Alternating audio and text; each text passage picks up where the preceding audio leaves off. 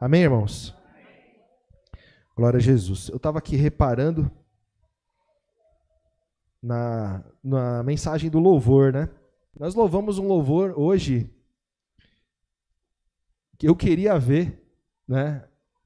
Eu queria ver, e ele fala sobre os irmãos, né, que enfrentaram os leões nas arenas. Queria ver a firmeza desses irmãos. Eu queria ter esse exemplo para mim.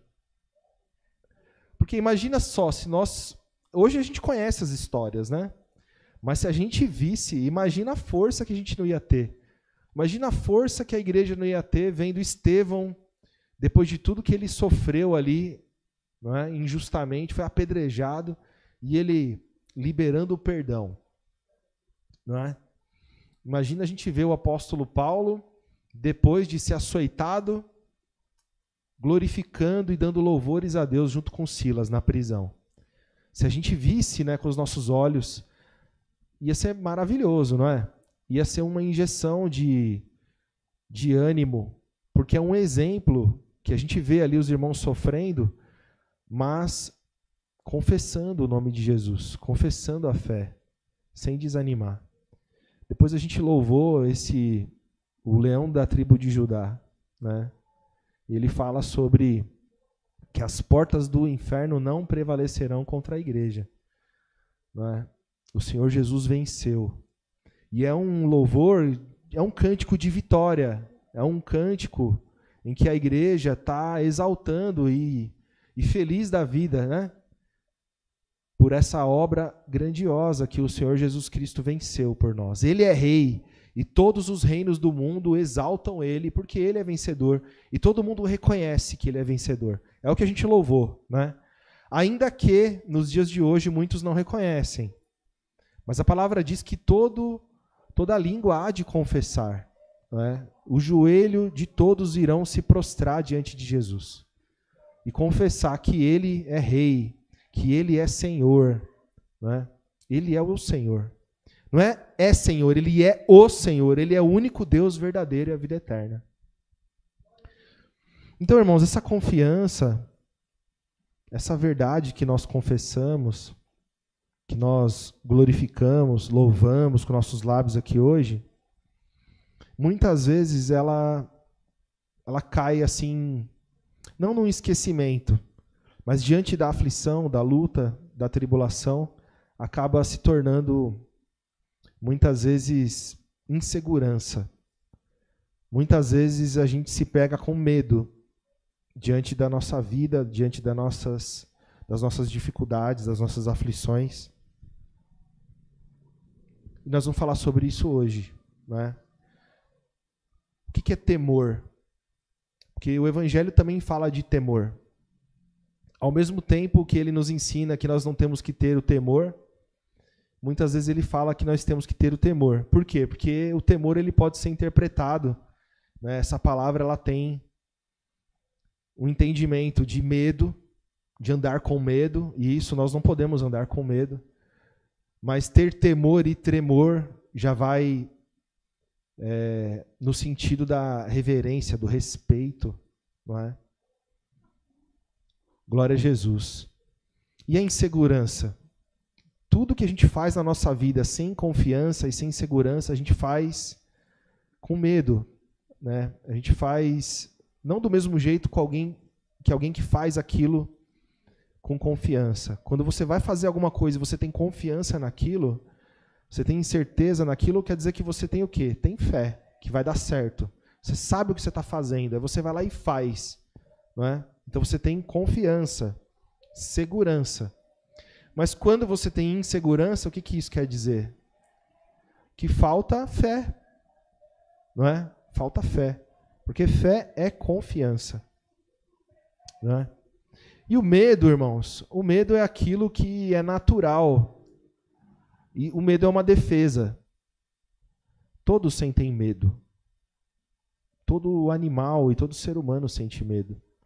Não é? O medo, muitas vezes, é que faz com que a vida se prolongue, né? Quem tem medo, muitas vezes, se protege, se desvia do risco, do perigo, né? O medo, ele faz isso.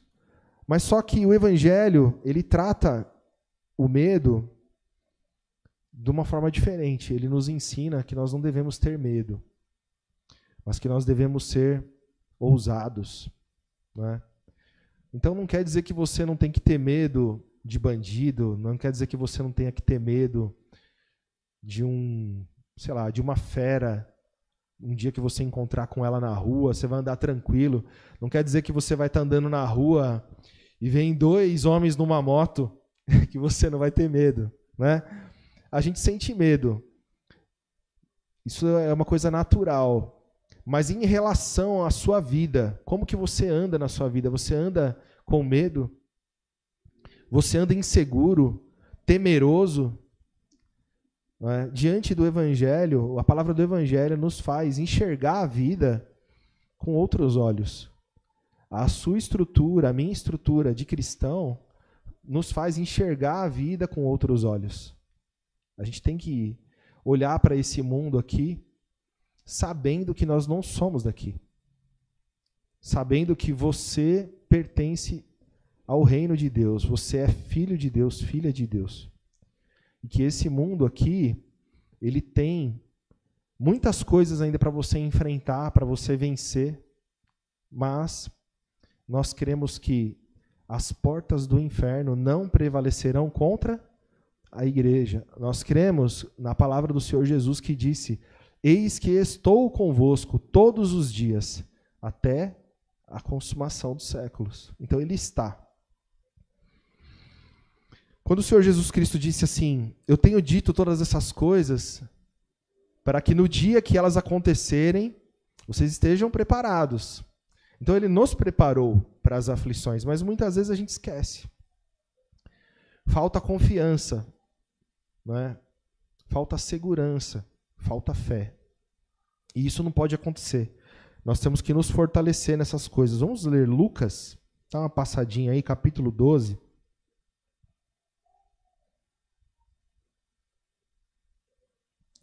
Glória a Jesus.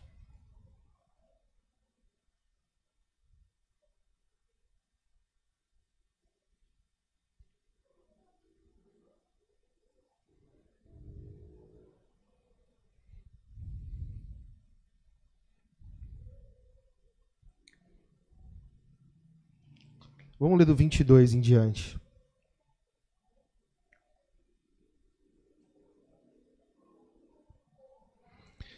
E disse aos seus discípulos: portanto vos digo, não estejais apreensivos pela vossa vida, sobre o que comereis, nem pelo corpo, sobre o que vestireis. Mais é a vida do que o sustento, e o corpo mais do que as vestes. Considerai os corvos, que nem semeiam e nem cegam, e nem têm despensa e nem celeiro, e Deus os alimenta. Quanto mais valeis vós do que as aves? E qual de vós, sendo ansioso, pode acrescentar um côvado à sua? Que interessante, ele fala, sendo ansioso, né? Que quer dizer? O que adianta você ficar morrendo de ansiedade por alguma coisa? Vai mudar alguma coisa? Não é? Vai se aproveitar algo dessa sua ansiedade? Alguma coisa vai ser convertida em benefício? Não, né? Glória a Jesus. Verso 26. Pois, se nem ainda podeis as coisas mínimas, por que estáis ansiosos pelas outras? Considerai os lírios, como eles crescem, não trabalham e nem fiam. E digo-vos que nem ainda Salomão, em toda a sua glória, se vestiu como um deles. E, se Deus assim veste a erva, que hoje está no campo e amanhã é lançada no forno, quanto mais a vós, homens de pequena fé? Então, ele dá o exemplo de animais, de aves e até de flores, né? Fala da beleza, dos cuidados, né? Aqui, o Senhor, ele está querendo nos mostrar que nós temos valor para Deus. Que o nosso Pai tem cuidado de nós. O Pai, ele vê a sua angústia, a sua aflição, a sua necessidade. Ele sabe o que você precisa, não é? O que vai acontecer, mesmo antes que aconteça. O que você precisa, mesmo antes de você pedir. Então ele está dizendo, ele tem cuidado, ele sabe, não é? Então ele está trazendo essas palavras aqui para mostrar que você tem valor para Deus. Nós também não louvamos e declaramos uns aos outros, você tem valor. O Espírito Santo se move em você, não é?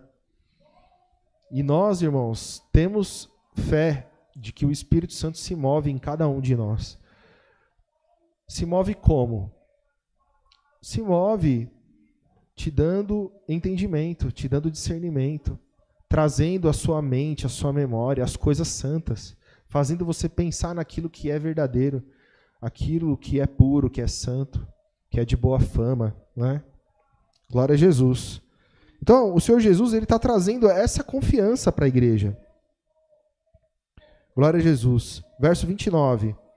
Não pergunteis, pois, que haveis de comer ou que haveis de beber, e não andeis inquietos, porque as nações do mundo buscam todas essas coisas, mas vosso Pai sabe que precisais delas. Buscai antes o reino de Deus, e todas essas coisas vos serão acrescentadas. Não temais, ó pequeno rebanho, porque o vosso Pai agradou dar-vos, o reino. Então o que ele está dizendo aqui, irmãos? Não tenham medo. Não tenham medo. Por quê? Ó pequeno rebanho. Não é multidão, não é? Não é grande exército que põe medo. Ele chama de pequeno rebanho. Porque é assim que a gente se sente, muitas vezes. Olha, não fiquem com medo, pequeninos. Porque o Pai, não é? Ele vai te dar o reino. É do agrado dele. Não é? É do agrado dele. Agradou a vosso Pai dar-vos o reino. Então, irmãos, se o Pai escolheu dar o reino, se é do agrado do Pai dar o reino, e se o Senhor está conosco todos os dias, então, glória a Jesus, não devemos andar temerosos. Irmãos, falar essas coisas, afirmar essas coisas é fácil, não é? Mas no dia da aflição, no dia da angústia, da dificuldade, é que essas coisas precisam estar firmes na nossa cabeça, na nossa memória. A cabeça, né? Ele usa a figura do capacete da salvação. O que é isso? É a esperança. É você lembrar dessas coisas. Você saber dessas coisas, né? Glória a Jesus. Então ele diz, não temais, não tema, não tenha medo. Glória a Jesus. Porque se o Pai tem esse desejo, se é da vontade dele, então, glória a Jesus, basta você permanecer com ele e pedir, né, sabedoria, entendimento. Por quê? Porque isso vai te dar confiança, isso é fé, não é? Para você vencer todas as coisas. Vamos para 2 Timóteo, irmãos?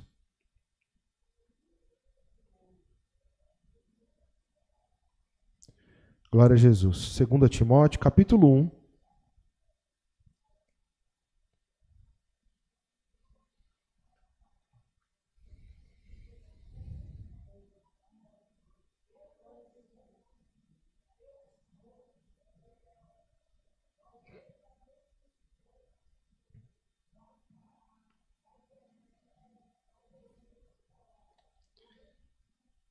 Tem irmãos procurando ainda.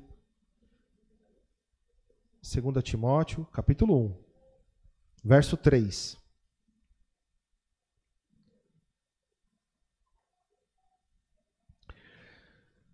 Dou graças a Deus, a quem desde os meus antepassados sirvo com uma consciência pura, de que sem cessar faço memória de ti nas minhas orações, noite e dia. Ele está falando com Timóteo, né?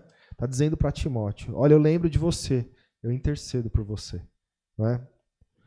Desejando muito ver-te, lembrando-me das tuas lágrimas, para me encher de gozo, trazendo à memória a fé não fingida que em ti há, a qual habitou primeiro em tua avó Loide e em tua mãe Eunice. E estou certo de que também habita... É bonito, né? A gente lê um texto como esse. Vocês acham que o apóstolo Paulo estava aqui fazendo alguma coisa só de palavras? Será que ele estava só querendo motivar Timóteo, mas isso tudo não é verdade? Ou será que ele realmente lembrava das lágrimas de Timóteo, lembrava desse jovem, intercedia por ele nas orações? Não é verdade isso? É verdade, né? É bonito a gente ver isso. Isso aqui é igreja.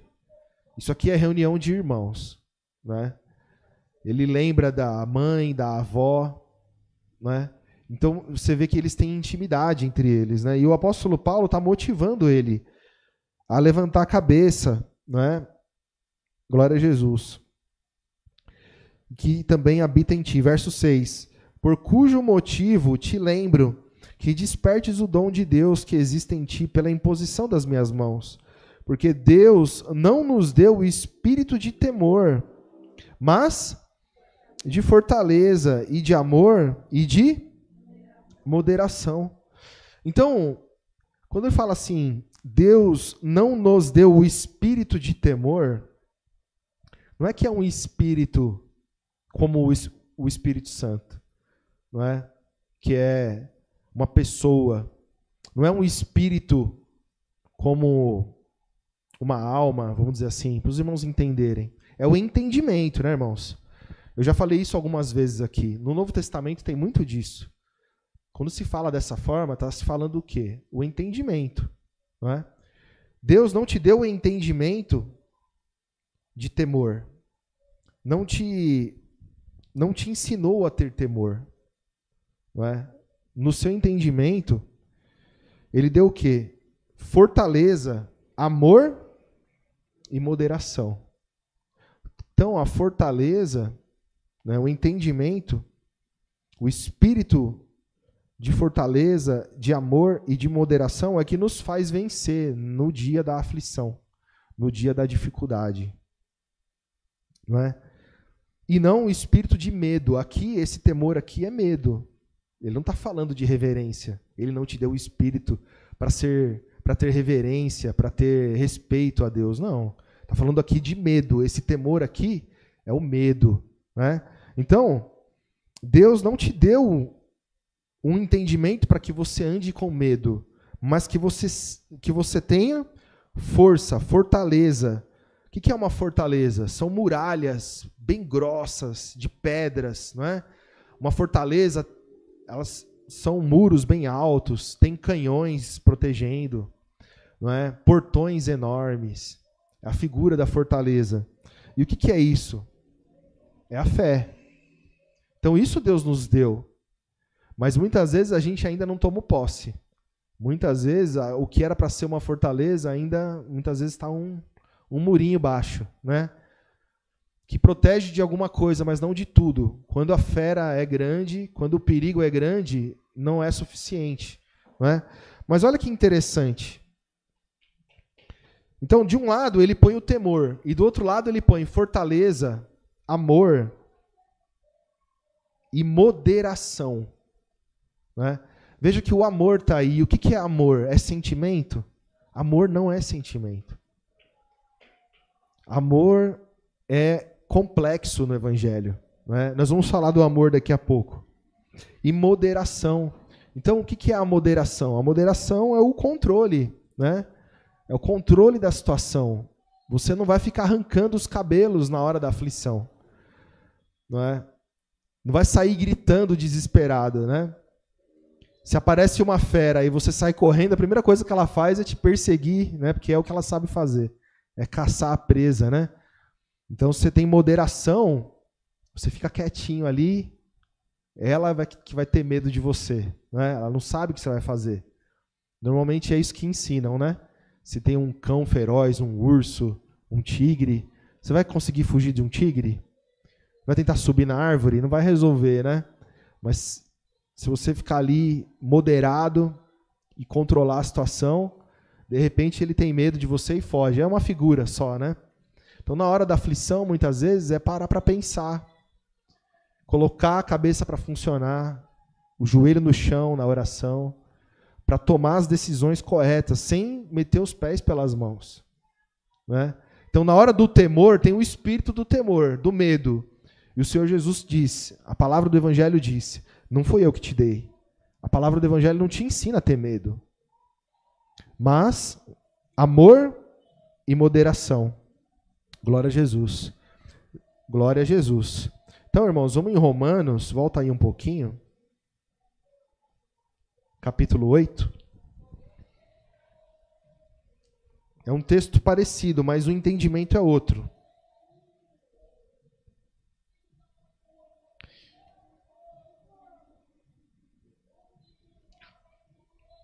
Vamos ler a partir do verso 14.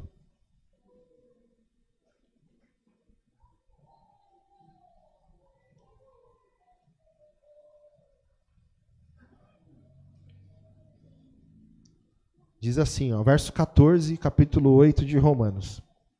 Porque todos os que são guiados pelo Espírito de Deus, esses são filhos de Deus.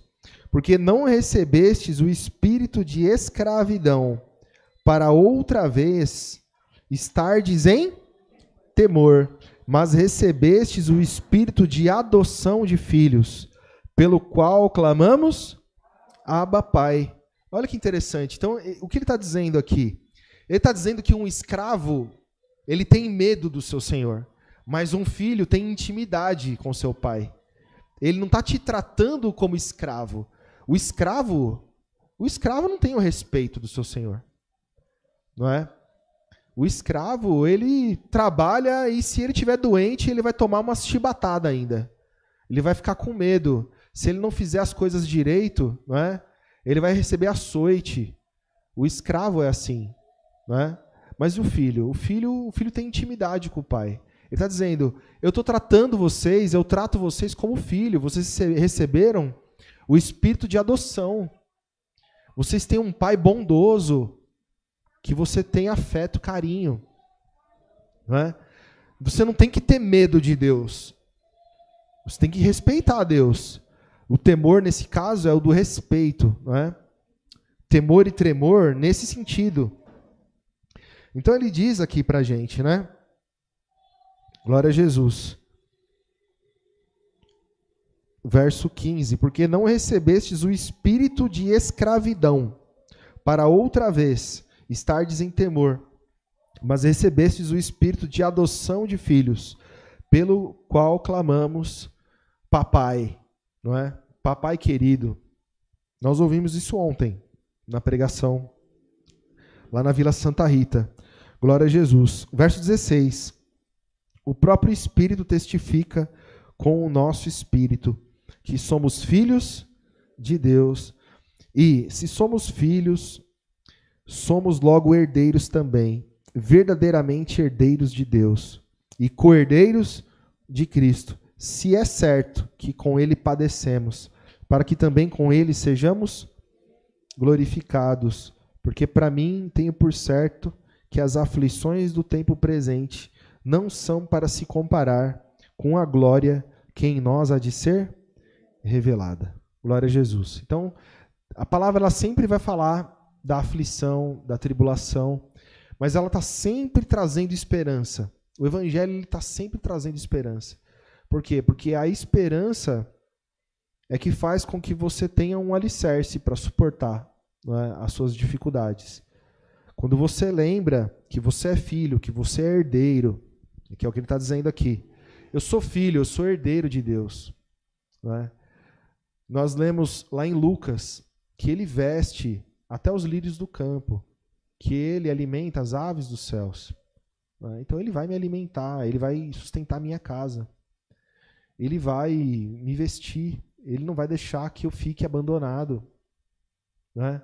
E aí você não anda com medo.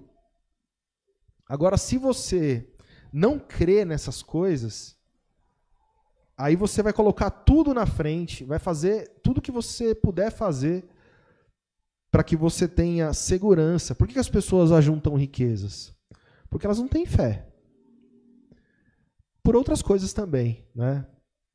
Para ostentar, para ter luxo, para ter conforto, porque a riqueza também é uma, entre aspas, né, um atributo de beleza, de a pessoa ela fica mais desejável, ela é muito mais bem recebida, seja lá onde for, né? Vocês já viram os coach falando que quando a pessoa está no início da carreira, eu já vi isso daí, né?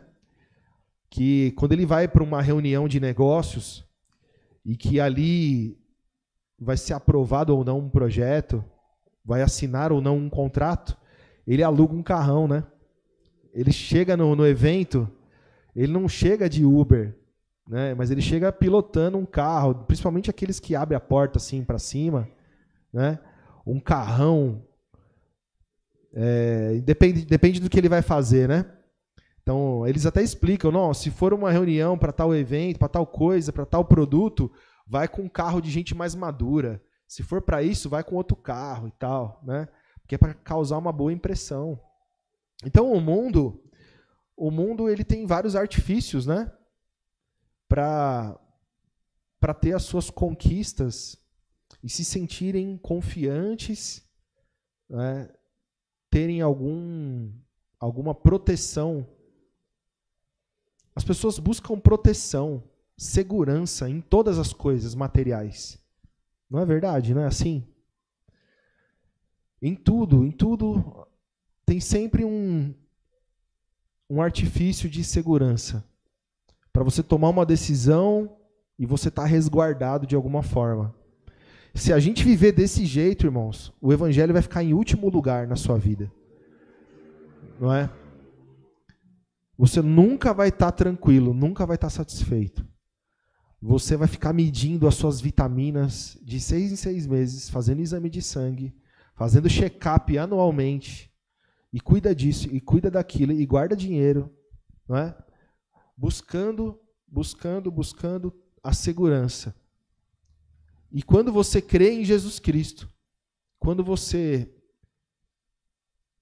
busca a confiança em Deus e fica satisfeito com a confiança da palavra, aquilo que Jesus Cristo te ensina, aquilo que a palavra nos ensina, nos mostra, a palavra do Evangelho, então você anda em paz, a paz de Deus, né? Eu vos deixo a minha paz, vos dou a minha paz, e não vou lá dou como o mundo a dá.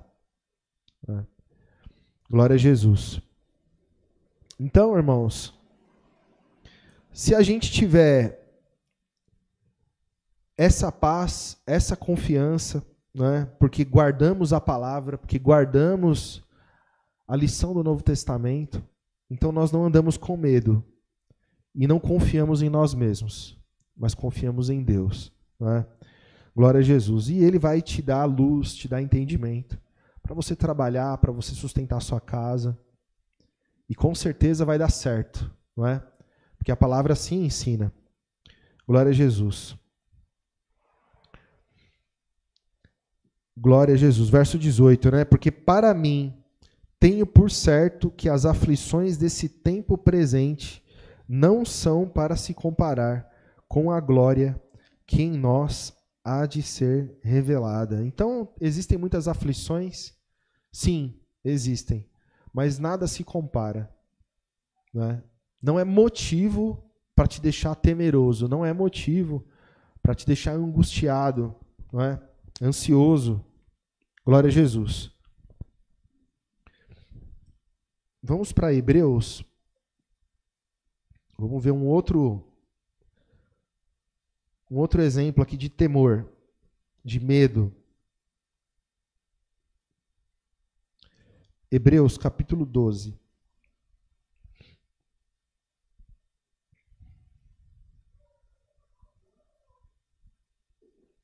Hebreus 12.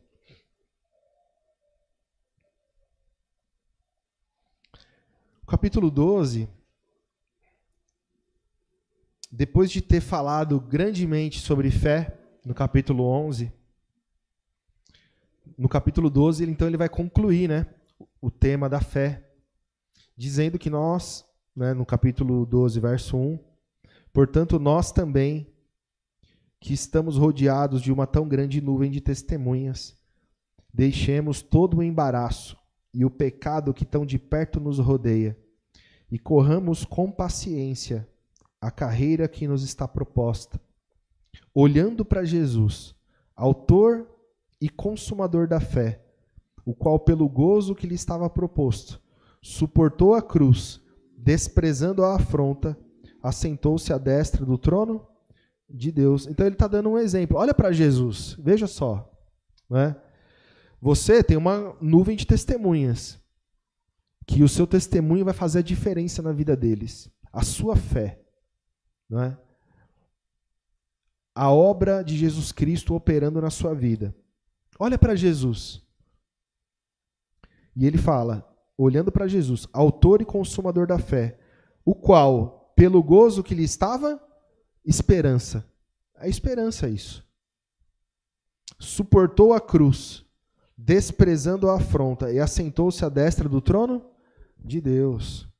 O Senhor Jesus Cristo sabia, não é, o que resultaria o seu padecimento, a sua entrega. Então ele suportou todas as coisas. E ele está dizendo, olha para Jesus e se revista, não é, dessa confiança. Verso 3, considerai, pois, aquele que suportou tais contradições dos pecadores contra si mesmo, para que não enfraqueçais, desfalecendo em vossos ânimos, ainda não resistisses até ao sangue, combatendo contra o pecado. Então ele começa a falar dessas coisas, e esse texto aqui, ele vai chegar num ponto que ele começa a falar que o pai, ele corrige o filho, né? E o filho, ele recebe a correção do pai com amor, porque se ele não recebe a correção do pai com amor, ele já não é mais filho, mas ele é bastardo, ele já não tem pai. Então o filho que ama o pai, sabe que o pai faz o que é melhor. E se o pai faz o que é melhor, então, se isso está acontecendo na minha vida, e eu sei que eu sou filho de Deus, então eu vou suportar. E eu não vou blasfemar, eu não vou murmurar, eu não vou reclamar, não vou desanimar, mas eu vou permanecer.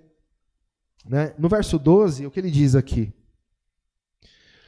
Portanto, tornai a levantar as mãos cansadas e os joelhos desconjuntados. Glória a Jesus.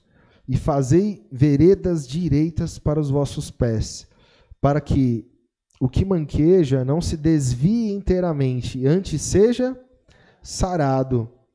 Então aqui ele tá falando com a igreja, ele está falando para aqueles que estão abatidos, fracos, joelhos desconjuntados. O que é? Uma pessoa que não está andando bem.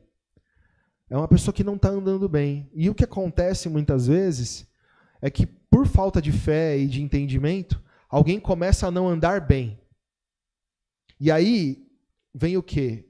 O espírito do medo, do temor. O espírito do temor. Então a pessoa, ela começa a vacilar e ela começa a temer que Deus vai fazer alguma coisa contra ele, né? Como acontecia antigamente, antes de Cristo, em que a terra, o chão se abria, que descia fogo do céu e enxofre para destruir as pessoas, né? Então, esse texto ele vai para esse caminho. Os irmãos vão ver, ó. Verso 14.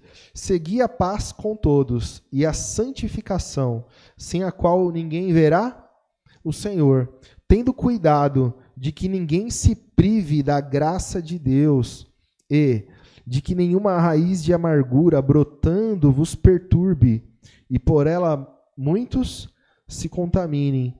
E ninguém seja fornicador ou profano como Esaú, que por uma refeição vendeu o seu direito de primogenitura. Porque bem sabeis que, querendo ele ainda depois herdar a bênção, foi rejeitado, porque não achou lugar de arrependimento, ainda que com lágrimas o buscou. Então, o que ele está ensinando aqui? Ele está dando um exemplo de alguém que foi profano, que pegou algo que tinha valor e tratou como se não fosse nada, não é? E às vezes acontece isso. Não deveria, não é? Não deveria. Por isso que ele disse, tendo cuidado que ninguém se prive. Como que alguém se priva da graça de Deus? Vivendo no pecado, se entregando às paixões, se entregando ao pecado. A pessoa, ela se priva, não é? E aí ele vai dar um exemplo de Esaú, que se arrependeu, chorou, mas não tinha lugar de arrependimento para ele. Ele não conseguiu encontrar misericórdia, não é? E aí ele vai falar, então, do Pai, não é? Glória a Jesus. Verso 18. Porque não chegaste, agora está falando para quem? Para o cristão, não é? Porque não chegastes a um monte palpável. Que monte era esse? Monte Sinai, né? Aceso em fogo, e a escuridão, e as trevas, Vocês não chegaram nesse monte. Com Cristo, com o Pai, vocês não estão diante das trevas, do fogo, da ira, não é? Do medo. Não. As trevas e a tempestade, e ao sonido da trombeta, e à voz das palavras, a qual os que a ouviram pediram que se lhes não falasse mais, porque não podiam suportar o que lhes mandava. Se até um animal tocar no monte, será apedrejado ou passado com um dardo. E tão terrível era a visão que Moisés disse: estou todo assombrado e tremendo. É assim que a gente se coloca diante do Pai? O Senhor Jesus te ensinou que o Pai bota medo desse jeito na gente? O Evangelho ensinou isso? Não. O Evangelho nos ensina o contrário, não é? Ainda que ele ensine que não é por causa disso, não é? Que seremos profanos como Esaú, que venhamos a nos privar da graça de Deus. Por quê? Porque o seu Deus, o meu Deus, né? O Pai, o Deus verdadeiro e a vida eterna, glória a Jesus, ele está sempre pronto a nos receber, né? Todo aquele que vem a mim, de maneira nenhuma eu lançarei fora. O problema é que você se priva da graça de Deus e cai nas mãos dos anjos, dos demônios. E aí a situação fica feia, não é? Mas a palavra diz, não tenha medo de Deus, não tenha medo do Pai. O Pai não é esse do monte palpável, aceso em fogo, na tempestade, nos trovões, no som das trombetas, não é? Que Moisés ficou todo assombrado e tremendo. Não, quem que é o Pai? Verso 22. Mas chegastes ao monte Sião, e à cidade do Deus vivo, a Jerusalém celestial, e aos muitos milhares de anjos, a universal assembleia e igreja dos primogênitos, que estão inscritos nos céus, e a Deus, o juiz de todos, e aos espíritos dos justos aperfeiçoados, e a Jesus, o mediador de uma nova aliança, e ao sangue da aspersão, que fala melhor do que o de Abel. Vede que não rejeiteis ao que fala, porque se não escaparam aqueles que rejeitaram o que na terra os advertia, muito menos nós, se nos desviarmos daquele que é. Então tem um que é do céu, e tem um que era da terra, não é? E o seu lugar não se achou mais no céu, foi lançado na terra, já está julgado e condenado, né? Ele vai inaugurar, ele vai cortar a fitinha do lago de fogo. Ele vai ser o primeiro que vai entrar lá, né? Então o Senhor Jesus nos libertou desse Senhor. Não existe mais medo de Deus. O Senhor Jesus te ensina que Deus é bom. Você não tem que ter medo de Deus, você tem que respeitar. Por quê? Porque aquele que era mau, destruidor, assassino, cruel, a palavra que ele pregou, não é? Ele diz, verso 25, vede que não rejeiteis ao que fala, porque se não escaparam aqueles que rejeitaram o que na terra os advertia, muito menos nós, se nos desviarmos daquele que é dos céus. Porque um dia, não é, o juízo virá. Então, se a palavra que não era a verdade teve cumprimento, quanto mais a palavra da verdade. Né? Então, ele não está dizendo assim, fiquem com medo, mas tenham respeito. Não é? Entendam o valor que tem o Deus verdadeiro e a sua palavra. E se coloquem diante dele. Né? Mas a mensagem aqui qual que é? Para nos fazer lembrar que você não tem que ter medo de Deus, mas você tem que ter respeito, arrependimento, reverência, obediência a Deus, não é? Glória a Jesus. Vamos aproveitar que a gente está aqui, ó, 1 João, capítulo 4.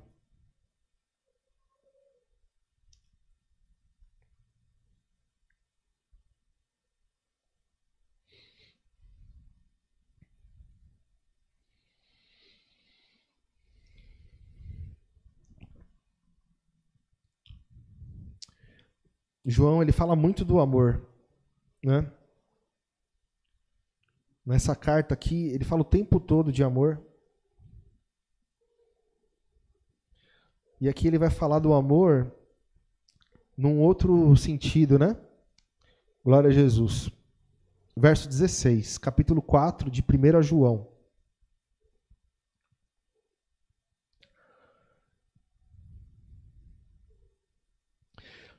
E nós conhecemos e cremos no amor que Deus nos tem. Deus é amor. E quem está em amor está em Deus, e Deus nele. Nisto é perfeito o amor para conosco, para que no dia do juízo tenhamos confiança. Porque qual ele é, somos nós também neste mundo. No amor não há temor. Antes, o perfeito amor lança fora o temor, porque o temor tem consigo a pena. E o que teme não é perfeito em amor. Nós o amamos porque ele nos amou primeiro. Esse texto aqui, irmão, sem entendimento do evangelho, ele não faz muito sentido, né? Quer dizer que se eu tiver amor, irmão, se eu não entender o que é amor, quer dizer, a pessoa fala assim, então eu tenho amor, eu vou ter confiança naquele dia, porque eu amo minha mãe, eu amo meus filhos, eu sou uma pessoa tão boa. Olha, eu até fiz isso, fiz aquilo. A pessoa começa a se justificar. Não é? Então, verso 17. Nisto é perfeito o amor para conosco, para que no dia do juízo tenhamos a confiança. No dia do juízo, você vai ter confiança se você tiver amor. Se você viver em amor. Não é? Porque qual ele é, somos nós também nesse mundo. No amor não há temor. Antes, o perfeito amor lança fora o temor. O que isso quer dizer? Que quando você está aperfeiçoado no amor, você não tem medo. Você não tem medo. Por quê? Porque existe em você, dentro de você, o próprio Deus, né? O amor de Deus. É o que ele disse aqui antes, né, irmãos? Ó, no verso 16. E nós conhecemos e cremos no amor que Deus nos tem. Deus é amor, e quem está em amor está em Deus, e Deus nele. Então, é a estatura de Cristo, é a mente de Cristo operando dentro de você, é você estar vivendo em amor. E se você vive em amor, o seu entendimento está tão elevado que você não tem medo. Por isso que a gente lê as histórias dos apóstolos, o que eles viveram, o que eles sofreram, e muitas vezes a gente pensa assim, eu acho que eu não aguentaria. Eu acho que eu não aguentaria. Mas sabe por quê? Porque você está pensando na capacidade humana. Nenhum de nós aguentaria com a capacidade humana, irmãos. Mas a graça é derramada quando você tem entendimento. Então você precisa conhecer a palavra, você precisa se encher do evangelho. Porque no dia da aflição, a graça é derramada. E você vem com a espada. A palavra do evangelho, ela fala dentro de você. É o Espírito Santo. E você fala ou você suporta coisas que você não suportaria. Não é? Então, você precisa empregar força para que o amor de Deus esteja dentro de você. E o amor de Deus não é sentimento, né? Como nós já pregamos muitas vezes. Lá em 1 Coríntios, irmãos, capítulo 13. Ah, irmão, mas a gente lê sempre esse texto. Que bom, né, irmãos? Vamos ler de novo. Que bênção, né? Glória a Jesus. Que maravilha.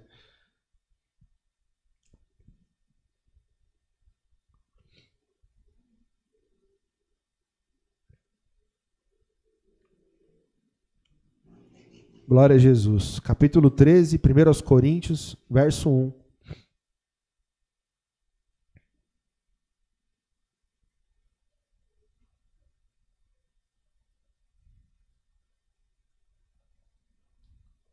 Ainda que eu falasse a língua dos homens e dos anjos, e não tivesse amor, seria como um metal que soa ou como sino que tine.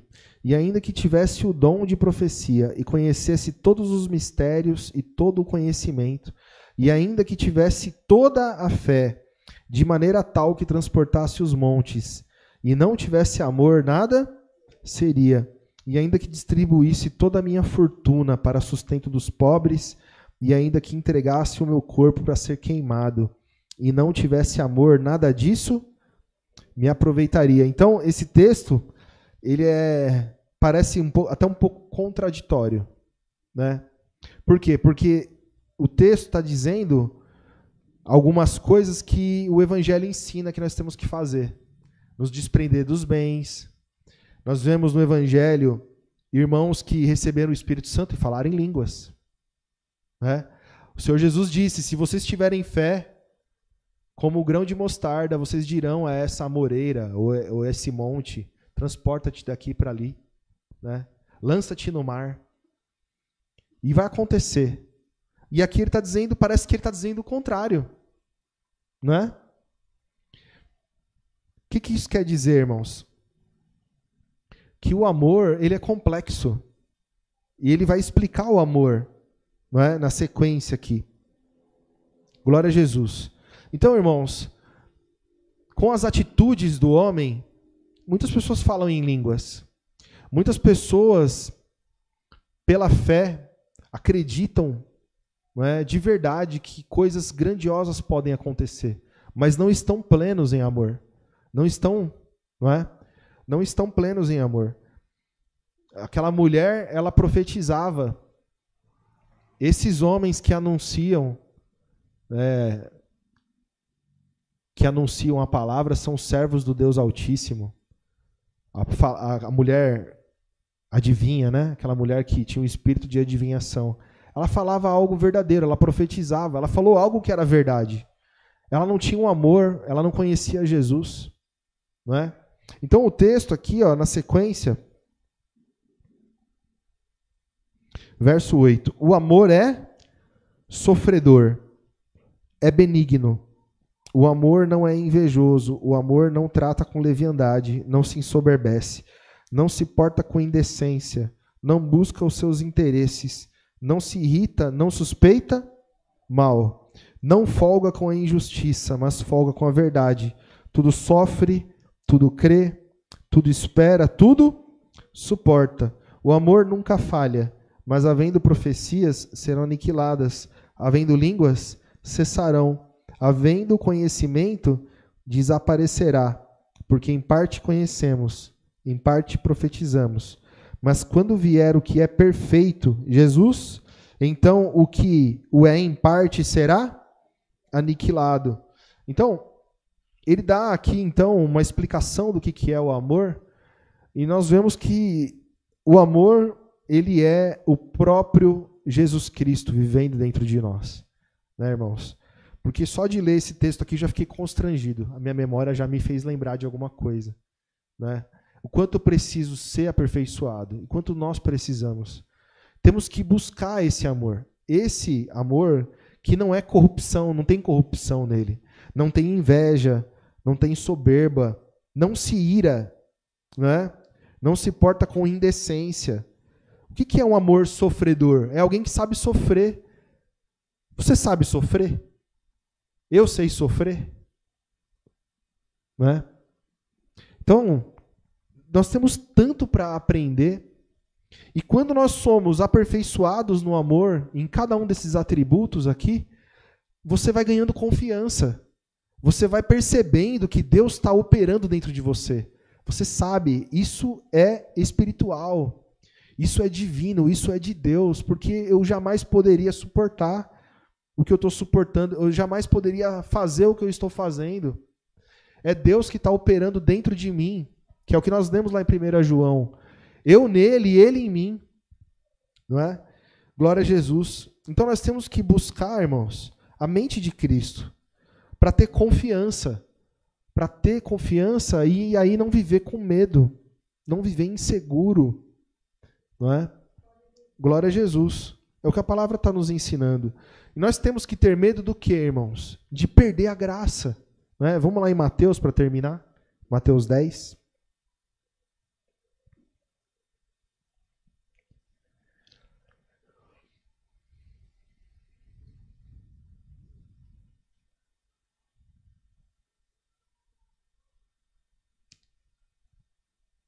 Verso 27.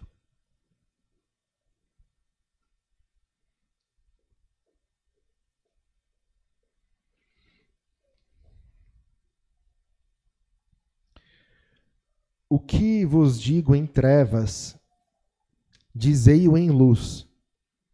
E o que escutais ao ouvido, pregai sobre os telhados. Então, o que ele está dizendo aqui?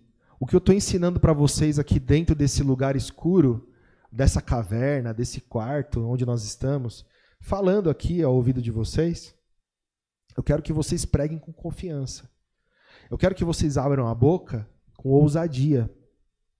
Não tenham medo. Não é? Não tenham medo. Vocês vão ter confiança, ousadia. Não é temor, não é medo. É isso que ele está dizendo. Glória a Jesus. Verso 28. E não temais os que matam o corpo e não podem matar a alma. Então, muitas vezes você tem medo de coisas que você não deveria estar com medo, mas você negligencia aquilo que deveria te dar medo. Não é? Então, às vezes você tem medo de pegar uma doença incurável. Às vezes você tem medo de perder o seu emprego, que paga as suas contas. E você fica ansioso, preocupado, com medo de muitas coisas. Por causa dos seus filhos, do seu casamento, de sei lá o quê. Tantas coisas que você pode ter medo. E o que você deveria ter medo, muitas vezes você não tem. Não é? De se desviar. E é o que a palavra está dizendo aqui, ó. Não temais os que matam o corpo e não podem matar a alma. Temei antes o que pode fazer perecer no inferno a alma e o corpo. Então, se você tem que ter algum temor, algum medo, não é? É de deixar os caminhos de Cristo. É o que deve trazer para você preocupação. Isso aqui, ó, não pode acontecer. Eu não posso me desviar. Eu não posso perder os rumos, não é, dos passos de Jesus. Eu tenho que seguir as pisadas dele. Onde ele pôr o pé, eu vou pôr meu pé também. Aonde ele for, eu vou também. O que a palavra disser, eu vou fazer. Eu vou ser obediente, eu vou guardar. Por quê? Porque isso aqui vai destruir de verdade tudo aquilo que Deus fez na sua vida. Se você negligenciar, se você for profano, não é? Irresponsável, displicente, são tantas palavras, né? Então emprega força, seja sincero com Deus, busque conhecimento, busque o amor de Deus na plenitude de 1 Coríntios capítulo 13, e aos poucos a palavra vai transformando, vai mudando todas as coisas. Se você tem medo de alguma coisa, confessa isso para Deus. Eu tenho medo disso aqui, Senhor. Me dá entendimento, eu não posso andar com medo. A sua palavra me ensina que eu não posso andar assim. Me falta entendimento, né? Porque às vezes a gente tem dificuldade de diagnosticar onde está o problema, né? Por que eu tenho medo? Eu não sei. Eu estou congregando, eu leio a palavra, eu oro, mas eu continuo com medo, né? Então busca sabedoria e entendimento para que você deixe de ter medo, não é? Porque a palavra do evangelho dentro de você, nós lemos lá em 1 João, né? Lança fora todo o medo.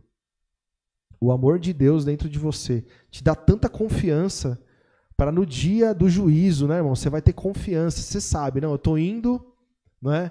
A partir de agora é o fim da minha carreira. Vai chegar agora o juízo para mim. Como o apóstolo Paulo disse, né? guardei a carreira, cumpri a carreira, guardei a fé, não é? Ele cumpriu tudo aquilo. Então ele sabia, não, o meu galardão está guardado, a coroa, não é? Então ele estava indo para a reta final da vida dele com confiança para o juízo, né? E assim temos que ser nós também, sem medo. Amém, irmãos? Em nome de Jesus. Vamos ficar de pé e agradecer. Em nome de Jesus. Irmão Luiz, me ajuda aqui, irmão.